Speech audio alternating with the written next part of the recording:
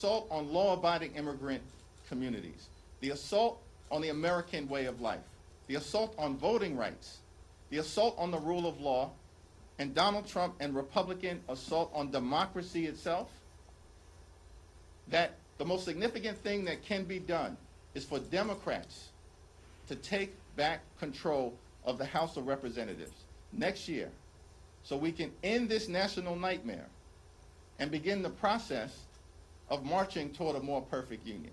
That's why these elections are going to matter. The midterms will matter. House Democrats will matter in terms of getting this situation turned around.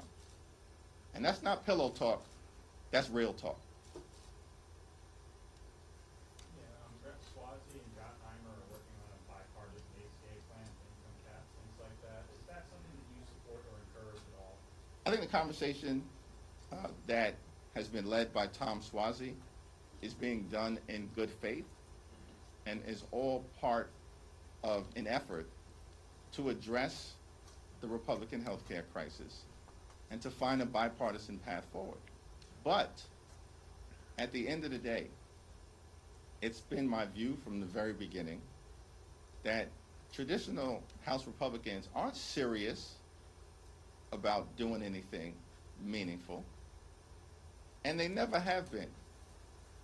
And so while I'm convinced that Tom Swazi, of course, is a common sense leader, and hopefully the Republicans who are communicating with him will get serious this time. But what we have seen over and over and over again, this happened during the course of the One Big Ugly Bill, they made claims about positions that they were going to take, like never cutting Medicaid or protecting the clean energy tax credits or not ripping nutritional assistance away from children. And then when these so-called traditional conservatives, these swing seat Republicans, were ordered by their boss, Donald Trump, to bend the knee and vote for the One Big Ugly Bill, that's exactly what they did. And so I am hopeful that this time will be different. And Tom Swazi is a great leader and has articulated principles that are designed to try to find a bipartisan path forward in addressing the Republican healthcare crisis, particularly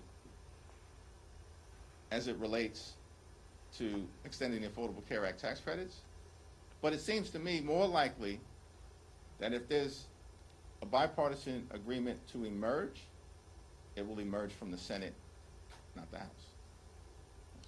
Leader Jeffries, have the ICE agents who put hands on Lamaika McIver been identified to you? You vowed they have their names. They have not been identified to me yet. As part of the court case, it's our expectation that they will. I have a question about California's Proposition 50, and it appears poised to pass pretty comfortably today. And as that momentum has been building the past few weeks, we've seen Democratic efforts in other states reemerge to redistrict, like in Virginia. Has the positive response in California to that effort influenced kind of the efforts of Democrats across the country to go back at, some of these? We've been clear from the very beginning. I said it months ago, that Democrats would not let Donald Trump and Republicans gerrymander the national congressional map as part of their effort to rig the midterm election. We said it months ago. And that California would be the beginning, but that there would be a decisive Democratic response throughout America, from coast to coast, and at all points in between.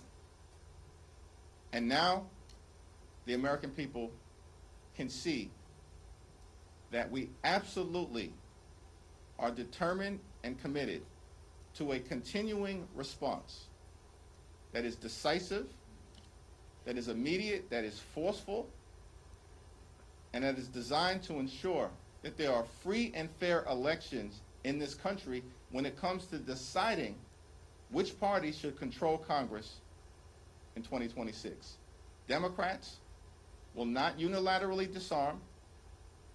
Democrats recognize the moment that we're in, that the pushback will continue to be ongoing and forceful, and we will not allow Donald Trump and his Republican sycophants to undermine a free and fair national congressional map as part of his toxic effort to rig the midterm elections. If I said it, I meant it. Next question. Just back on ACA subsidies, do you believe that you would be able to keep the caucus together on the bipartisan basis on ACA subsidies? It does not include the permanent exceptions that you originally had. As I've indicated, we are going to evaluate whatever is presented from the Senate if it emerges in good faith and in a bipartisan way, as long as it addresses the Affordable Care Act tax credit issue in some way, shape, or form. We are in open enrollment right now. Tens of millions of Americans are about to experience their premiums, copays, and deductibles skyrocket. It requires action. And what is clear is that Republicans increasingly understand that. Marjorie Taylor Greene for weeks has made that clear. 13 Republicans in the House wrote to Mike Johnson, the Deputy Speaker of the House, because apparently, according to Donald Trump, he's the Speaker of the House of Representatives. And they said that something needs to happen on the Affordable Care Act tax credits. And now we're seeing movement in the Senate, because apparently Senate Republicans recognize that something needs to happen as it relates to extending the Affordable Care Act tax credit. So we'll evaluate any agreement, if an agreement is presented to us, as a caucus, but not before that. Assuming that there is a bipartisan agreement in the Senate done in good faith, do you believe that President Trump will be able to deliver that on his end in good faith? I think that depends on, whether Donald Trump orders him to do it or not. Thank you, Leader. So, Congressman Chuy Garcia appears to be retiring, and it also appears that he waited up until the filing deadline to make this decision, thus paving the way for his chief of staff to have an uncontested primary. This is being called a machine tactic by some people in your own party. Do you have an issue with how this was done? I haven't had a conversation to evaluate the process that was utilized or to talk to Representative Garcia, so I'm not going to comment on it until I talk to him directly. Thank you, Mr. Leader. Multiple of your Democratic colleagues have said that they gave their October paycheck to charity or they deferred it completely, and last time you were asked this, you said you made a decision over last weekend. So I just want to ask you again, what did you decide to do with your paycheck from October? Did you not see that I answered that question, or are you just asking me to reiterate my answer? Because I did publicly make clear on Friday to my constituents and publicly that my paycheck has been withheld. Mr. Leader, Secretary Duffy said today that this shutdown drags into next week. There's a possibility that the FAA could be closing parts of U.S. airspace because of the lack of controllers, and then just in the last hour or so there's a ground stop at Reagan National because of the security threat. How could major aviation issues affect your calculus or anyone's calculus up here when it comes to the shutdown? Well, Duffy needs to start acting like a transportation secretary and stop trying to pretend to be a reality show TV star. Because at the end of the day, it's the Republicans who shut the government down. Donald Trump repeatedly has made that clear. They're the ones who have the power to reopen it. And as Democrats, we've said, this Trump Republican shutdown is causing great harm and pain to the American people, and it does threaten aviation safety. But Donald Trump has spent more time over the last 35 days talking to Hamas and the Chinese Communist Party than he has talking to Democrats on Capitol Hill to reopen the government. Democrats on Capitol Hill who represent half the country.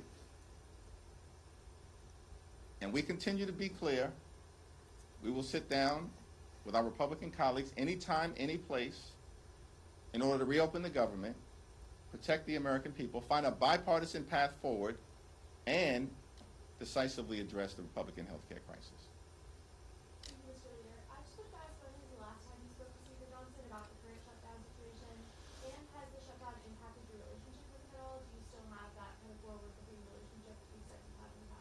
We had a brief conversation last week. Thank you, everyone.